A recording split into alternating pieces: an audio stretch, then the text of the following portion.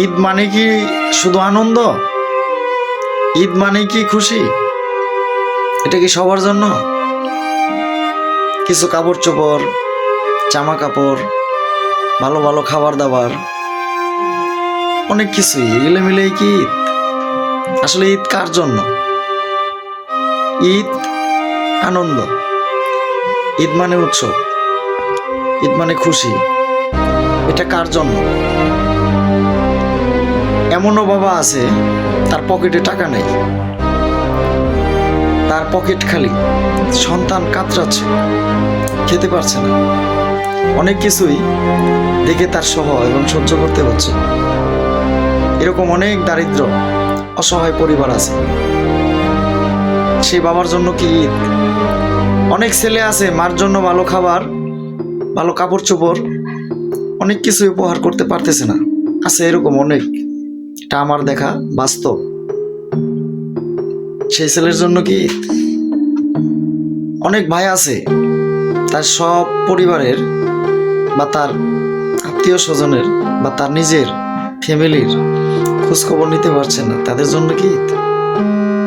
তাই আসুন বড় জোরে সবাই মিলে এই ঈদের উৎসবটা সবার মাঝে বিলিয়ে দিয়ে অসহায়ের পাশে দাঁড়িয়ে একবেলা খাবার বা একটা কাপড় বা অসহায়ের পাশে দাঁড়িয়ে সবাই মানবিক দিক থেকে এই ঈদটাকে উৎসব বা আনন্দের দিন মনে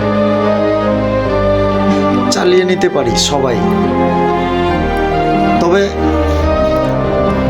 অনেকেই আছেন অট্টালিকা, অর্থ প্রাচুর্য, ছয় সম্পদের অভাব নেই, আর 14 গোষ্ঠী খেলেও কখনোই অভাব পড়বে না। সেই পরিবার থেকে কিছু অসহায় মানুষের জন্য, দারিদ্র বা যে ছেলে মার মুখে খাবার তুলে দিতে পারছে না, যে বাবা তার সন্তানকে, তার ফ্যামিলিকে ঈদের আনন্দ বা উৎসব থেকে বঞ্চিত রাখতেছে, তাদের পাশে দাঁড়ায়।